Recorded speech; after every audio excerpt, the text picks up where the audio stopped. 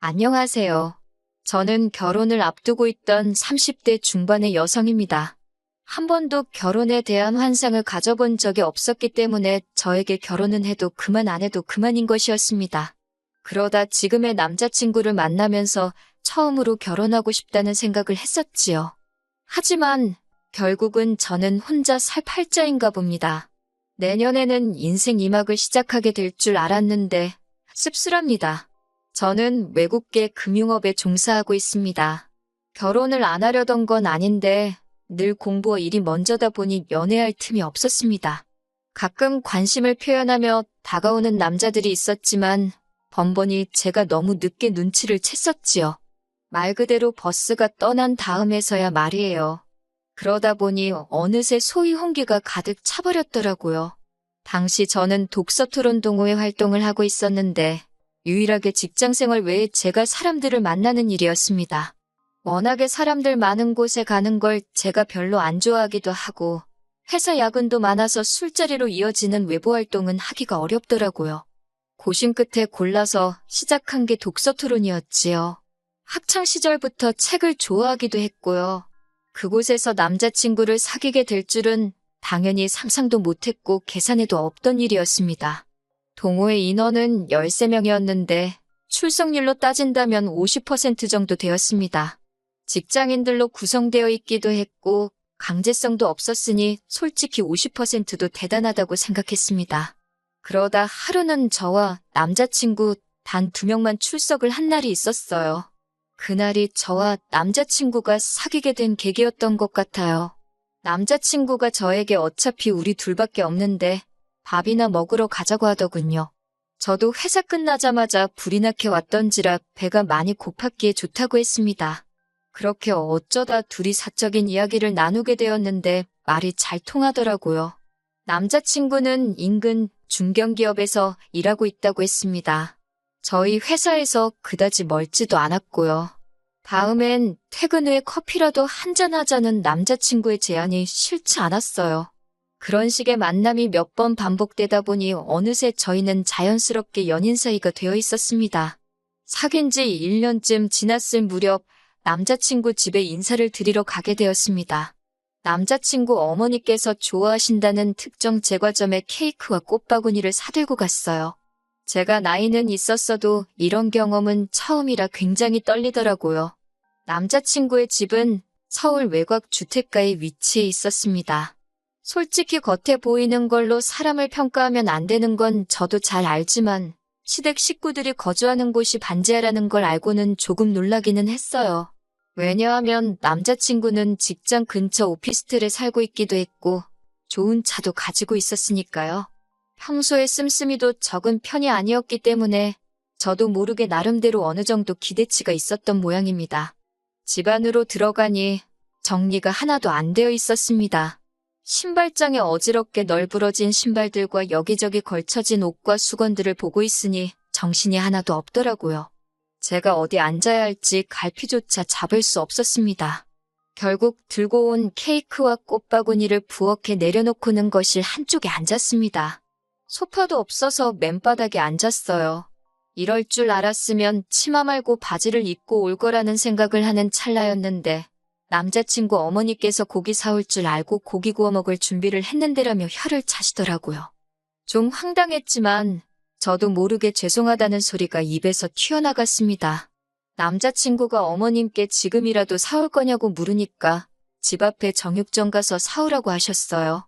안창살 있으면 안창살 사오라고 저희 뒤통수에 대고 소리를 치셨습니다. 정육점으로 가는데 무슨 말을 해야 할지 모르겠더라고요. 남자친구도 제 기분을 눈치챘는지 마음 쓰지 말랍니다. 원래 격식이 없으신 분들이라면서요. 정육점에 도착해서 어머님이 시키신 대로 안창살을 샀습니다. 계산은 남자친구가 했고요. 제가 하려고 했는데 당황한 상태에서 남자친구를 따라 나오다 보니 핸드백을 두고 나왔더라고요. 다시 집에 도착하니 아까 못 봤던 사람이 한 명 있었습니다. 남자친구의 여동생이었어요. 남자친구보다 6살 어린 여동생이 있다는 이야기는 들었는데 친하진 않다고 했어요. 성격이 너무 안 맞는다고요. 너무 뻔뻔하고 생각이 짧아서 이야기를 하다 보면 화가 난다나요. 그때만 해도 제가 실제로 남자친구의 여동생을 본 적은 없었던 상황인데 남자친구가 그렇게 이야기를 하니 오히려 남자친구가 이상해 보였습니다.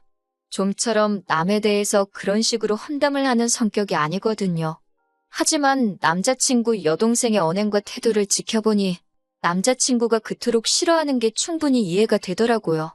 화장을 고치려고 핸드백을 여는데 누군가 손댄 것 같은 느낌이 들었습니다. 저는 항상 핸드백 중간을 잠궈두는데 그게 훤히 열려 있었거든요. 하지만 그때만 해도 스스로 예민해서 깜빡한 거라고 생각하고 가볍게 넘겼습니다. 그런데 아무리 찾아도 제 립스틱이 안 보이더라고요. 며칠 전에 산 명품 브랜드로 새거나 마찬가지였고 좀 전에 오는 길에 남자친구 차 안에서도 발랐는데 말이에요.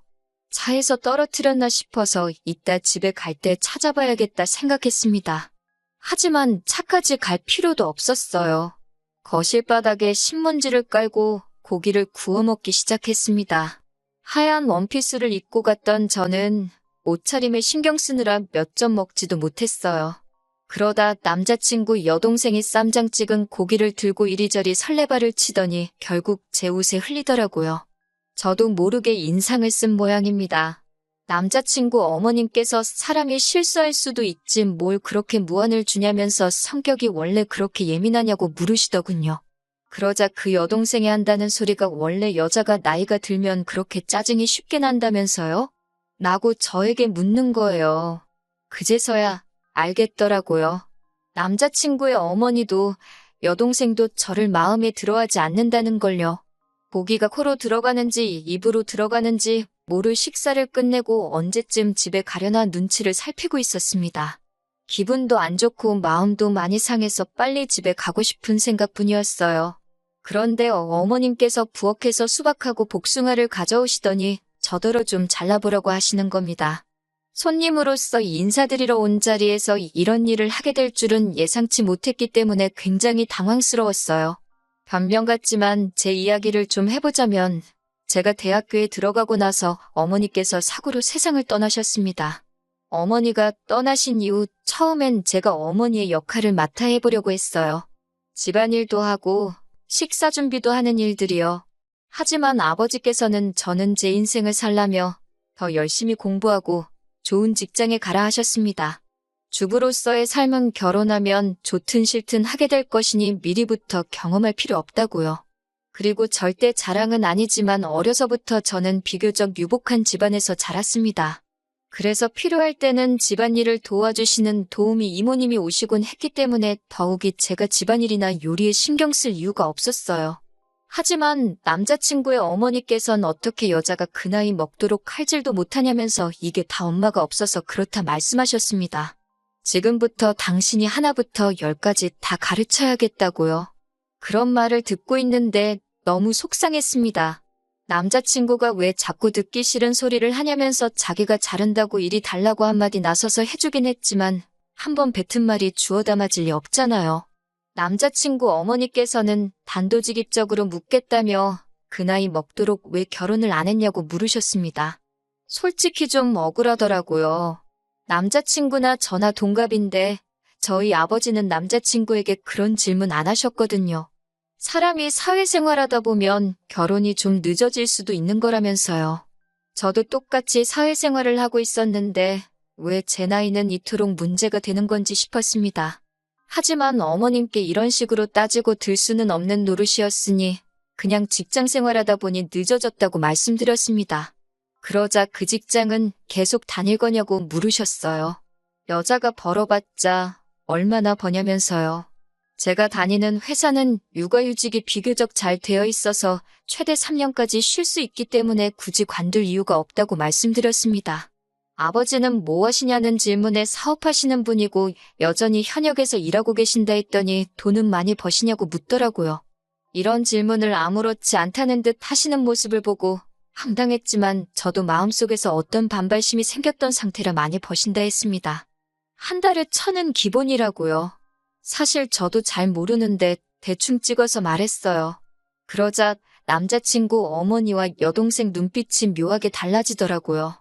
혼자 사는 양반이 그렇게 많이 벌어서 그 돈 다 뭐 하시냐 하시길래 그건 저도 모른다. 아버지 재산에는 전 관심 없다고 말씀드렸습니다. 그건 사실이에요. 저도 저먹고 사는데 부족하지 않을 만큼 잘 벌고 있었으니까요.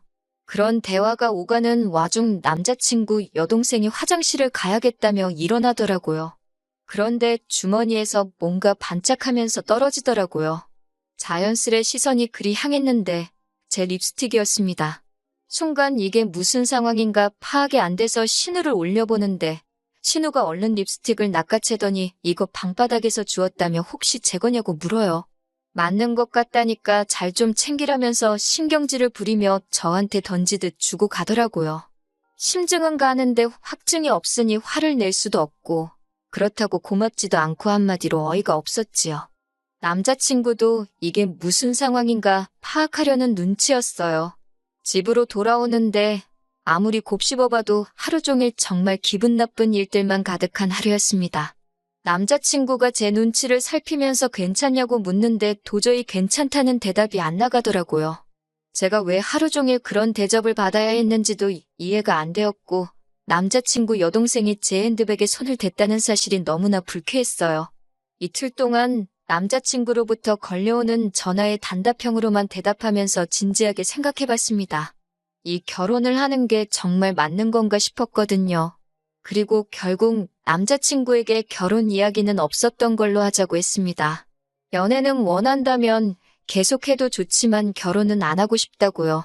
남자친구는 말도 안 되는 소리라며 자기 어머니랑 여동생 때문이냐며 자기가 어떻게든 설득할 테니 제발 다시 한 번만 생각해 달랍니다. 그리고선 며칠 뒤 남자친구의 어머니께서 연락을 해오셨습니다. 저희 결혼 문제로 이야기를 좀 나눴으면 좋겠다고요. 어머님이 정해주신 장소로 나가니 아니나 다를까 남자친구 여동생도 나와 있었습니다. 아들에게 들으셨다면서 일단 당신이 그런 의도가 아니었는지만 제 마음이 상했다면 미안하다 하시더군요. 앞으로 한 가족이 되면 모녀 사이처럼 지냈으면 좋겠다는 생각에 말이 너무 쉽게 나간 것 같다고도 하셨습니다. 솔직히 그 말이 와닿지는 않았지만 그래도 나이 드신 분이 이렇게 와서 사과를 하시기까지 쉽지 않으셨을 걸 생각하고 괜찮다고 말씀드렸습니다.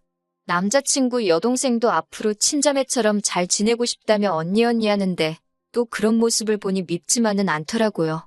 그렇게 일단은 상황이 일단락되었고 남자친구와 결혼 이야기도 다시 진행되기 시작했습니다. 하지만 이 평화는 오래가지 못했습니다. 그건 바로 남자친구 어머님과 여동생의 시커먼 속내 때문이었어요. 결혼에 관한 세부사항도 조율할 겸 양가 어른들을 모시고 상견례 자리를 갖게 되었습니다. 아버지는 젊은 사람들끼리 알아서 하라 하셨지만 그래도 식사라도 한 끼 같이 하면 좋을 것 같아서 제가 자리를 만들었어요. 그렇게 모두가 한정식 집에 모였습니다. 남자친구 어머님께서는 저희 아버지를 보고는 인물도 좋으시다며 살갑게 대해주셨습니다. 입에 발린 칭찬이긴 해도 칭찬 싫어하는 사람이 어디 있나요? 남자친구 여동생도 계속해서 저에게 언니, 가방은 어디서 산 거냐? 언니 오늘 너무 예쁘다며 애교를 부렸고요. 남자친구는 이 모든 상황을 굉장히 뿌듯하게 느끼는 듯 보였습니다. 처음에 인사드리러 갔던 날과는 확연히 다른 분위기에 어쩔 줄 모르긴 했지만 결과적으로는 훨씬 기분 좋은 자리였어요. 서로 껄끄러운 이야기는 조금도 오가지 않았습니다. 다만 남자친구 어머니께서 우리는 이제 다 한 가족이니까 서로 힘들면 돕고 이해하고 품어주고 그렇게 살자 하시더군요. 얼마나 듣기 좋은 말인가요? 그때는 그 속뜻을 몰랐기에 제가 남자친구의 어머니와 여동생을 오해한 것 같아 미안한 마음까지 들었습니다. 하지만 그로부터 며칠 뒤 저는 정말 황당한 제안을 받았습니다. 남자친구와 신혼살림을 차릴 집을 알아보던 시기였어요. 남자친구 오피스텔 보증금하고 제가 모아둔 돈을 합치니까 1억이 좀 넘더라고요. 저희 아버지가 좀 더 보태줄 테니까 아파트를 하나 사라고 하셨지만 손은 안 벌리기로 마음을 먹은 상태였기 때문에 전세를 구할 생각이었어요. 그런데 어디서 그 이야기를 들으셨는지 어머님께서 저한테 연락을 해오셨습니다. 어머님께서는 멀쩡한 집을 납두고 왜 전세를 구하냐며 물으셨습니다. 당연히 저희가 아버지 집에 들어가서 살 줄 알았다고요. 저는 왜 그렇게 생각하셨는지는 모르겠지만 그럴 계획은 없다고 말씀드렸어요. 그러자 저희가 저희 아버지랑 같이 살면 남자친구의 오피스텔 보증금은 당장 급한 돈이 아니니 빌려 쓰실 참이었대요. 제가 그 이야기를 듣는데 뭐라고 달리해드릴 말씀이 없더라고요. 제 돈도 아닌데 이러쿵저러쿵 할 수가 없잖아요. 그리고 무엇보다 남자친구랑은 단 한 번도 저희 아버지 집에서 셋이 사는 쪽으론 이야기를 해본 적이 없거든요. 제가 아무런 말도 하지 않자 어머님은 아니면 당신하고 여동생이 저희 아버지 집에서 신세 좀 지시겠답니다. 사돈 집에 들어와서 사신다는 말씀이시냐고 물으니 반지하가 사람 살기가 너무 힘들다고 그러시는 거예요. 그러면서 앓는 소리를 하시는데 아무리 그래도 어떻게 저희 아버지 혼자 사시는 집에 어머님이랑 예비 신우가 들어와서 사나요? 그건 말이 안 되잖아요. 어머님께 죄송하지만 그건 안 될 것 같다고 말씀드렸습니다. 그러자 그럼 다시 처음으로 돌아가서 저희들이 들어가서 살고 남자친구 오피스텔 보증금을 내놓으랍니다. 저희만 잘 살면 다냐고 화를 내시면서요. 불쌍한 당신 모녀는 어쩌라는 거냐고요. 황당하고 어이가 없었지만 뭐라 대꾸도 못하고 어머님의 억지를 듣고 있는데 어머님께서 저더러 하시는 소리가 나이도 많은 애가 시집오면서 맨몸으로 덩그러니 오려고 했냐고 그러시대요. 내가 너한테 집을 사내라고 한 것도 아니고 내 아들 보증금은 내가 좀 쓸 테니 네 친정 가서 살라는데 그게 그렇게 어렵냐면서 말도 안 되는 소리를 계속 하셨습니다. 자꾸 나이 가지고 뭐라고 하시는데 누가 보면 제가 연하랑 결혼하는 줄 알겠어요. 나이가 많은 건 남자친구도 마찬가지였고 오히려 버리는 제가 더 좋은데 자꾸 나이로 저를 후려치시니 저도 굉장히 불쾌해지더라고요. 저는 결국 안 되겠다 싶어서 일단 남자친구에게 전화를 걸었습니다. 다행히 남자친구가 외근 중이라서 금방 왔습니다. 어머님은 남자친구를 보더니 오피스텔 보증금을 주고 저랑 결혼하던지 아니면 사돈한테 말해서 자기가 들어가서 살 수 있게 하던지 하랍니다. 말도 안 되는 두 조건을 주고는 양자택일을 시키니 남자친구도 얼빠진 표정으로 자기 엄마를 쳐다보더라고요. 그러더니 무슨 소리를 하시는 거냐고, 그게 가당키나 한 소리냐고 소리를 지르니까 어머님도 지지 않고 그럼 너는 내가 반지하 방에서 썩어 문드러질 때까지 살았으면 좋겠냐고 따지시더군요. 남자친구가 저에게 잠깐 밖에서 이야기를 하자면 나가자 했습니다. 전 이 상황이 납득도 안 되고 정말 꿈꾸는 것 같았습니다. 남자친구는 한숨을 내쉬더니 자기 어머니가 원래 저렇게 낯두껍고 염치 없는 소리를 잘한다며 자기도 죽을 맛이랍니다. 자기도 연락 잘 안 하고 살다가 결혼 이야기가 나오면서 다시 어떻게 좀 잘 지내보려고 연락을 한 건데 이 사단이 났다며 한숨을 푹푹 쉬더라고요. 그 모습을 보고 있으니 마음이 안 좋긴 했지만 제가 달리해줄 수 있는 말이 없었습니다. 그런데 그때 남자친구가 절 쳐다보더니 그냥 오피스텔 보증금은 어머니하고 여동생한테 줘버리면 안 되겠냐고 묻더군요. 그리고 아버지 집에 들어가서 살자고 그래요. 아버지가 50평대 아파트에서 저랑 둘이 사셨기 때문에 사실 저희 둘이 들어가서 살아도 부대낄 상황은 아니었고 아버지도 100% 들어와서 살라고 해주실 분이셨지만 전 그러고 싶지 않았습니다. 결혼하면 독립적으로 사는 게 당연하잖아요. 제가 그건 절대 안 될 소리라고 하니까 그럼 자기더러 어쩌라는 거냐고 소리를 치더군요. 제가 냉정하게 왜 당신 어머니가 집이 없으신 것도 아닌데 왜 거주 문제를 우리 결혼식을 통해서 해결하려고 하시는지 이해할 수가 없다고 했습니다. 그러자 남자친구가 상견례 자리에서 분명히 앞으로 한 가족이니 힘든 순간에 서로 도우며 살자고 하지 않았냐고 따져 묻더라고요. 카페에서 기다리던 남자친구 어머니까지 따라 나오셔서는 저더러 그렇게 가족 간에 선 긋고 그러는 거 아니라면서 정말 너는 내가 하나부터 열까지 다 가르쳐야겠다는 말씀을 또 하셨습니다. 순간 정말 이성의 끈을 놓아버릴 뻔했어요. 그런 제 심정도 모르고 어머님께서는 계속해서 아니면 저희 아버지더러 집을 파시라고 한 뒤 당신 반지하 보증금, 남자친구 오피스텔 보증금 그리고 저희 아버지 집값에 제 적금 모든 돈을 합쳐서 건물 하나를 사잡니다. 그래서 층별로 따로 살면 진정한 한 가족이 될 수 있다나요. 듣다 보니 완전히 저와 저희 아버지를 호구라고 봤던 것 같더라고요. 저는 너무 웃기고 발칙한 어머님의 꿈에 실소가 터졌습니다.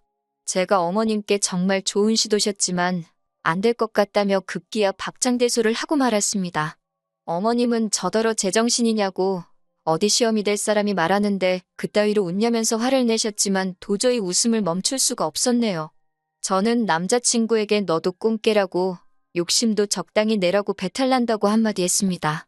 남자친구는 지금 그게 무슨 소리냐며 결혼할 사이니까 이런저런 방법을 생각해 볼 수도 있는 거 아니냐며 저더러 말 조심하랍니다. 막말로 자기랑 헤어지면 누가 저 쳐다봐주기나 할 것 같냐면서요. 그 말을 듣는데 우습더라고요. 제가 남자친구에게 난 돈이라도 있지만 넌 돈도 없는데 누가 정말 쳐다봐주기나 하겠냐고 똑같이 빈정댔습니다. 이때는 당연히 파혼을 결심한 상황이었기 때문에 말도 막 나가더라고요. 어머님께서 저더러 말 그따위로 할 거냐고 그러길래 어머님 존재 자체가 저 사람한테는 이제 짐이라고 나이 많고 돈도 없는데 홀어머니의 시집 안 간 신우까지 어떤 여자가 시집 오려고 하겠냐고 사부쳤습니다. 아들 총각 귀신 만들기 싫으시면 정신 똑바로 차리시고 사돈될 집안 재산 욕심내지 마시라고 다다다 싸붙이고 손에 2만 원 쥐어드렸습니다. 카페 커피값 내시라고요. 파혼을 하기까지 한 2달 동안 정말 마음이 지옥과 천당을 오가는 기분이었습니다. 그래도 막판에 하고 싶은 말을 다 해서 그런지 미련은 없습니다. 당연히 남자친구에게선 자기가 생각이 짧았다며 그래도 자기 어머니인데 제가 말을 함부로 해서 순간 홧김에 막말을 하게 된 거라고 자기만 잘못한 건 아니랍니다. 그래도 자기가 남자니까 먼저 사과한다고 서로 잘 이 고비를 잘 넘겨보잡니다. 헛소리엔 매가 약인데 차마 몽둥이로 때릴 수도 없어서 그냥 무시했지만요. 무슨 연락이 오건 읽기만 하고 한 달 동안 싹 무시만 했더니 더 연락은 안 옵니다. 지금 무슨 생각을 하고 있을까요? 절 놓친 걸 후회하는 것 같긴 합니다. 독서 동호회 사람들에게 절 수소문하는 것 같더라고요. 저는 더 이상 동호회에 나가지는 않지만 그 안에 아직 친한 몇몇의 사람이 남아있었기에 상황을 들을 수 있었네요. 결혼은 어쩌면 제 인생엔 없는 이벤트일지도 모릅니다. 하지만 나쁜 일이 있으면 좋은 일도 있는 법이잖아요. 이번 일로 액땜했다 생각하고 좋은 일 기다리면서 살아볼까 봐요.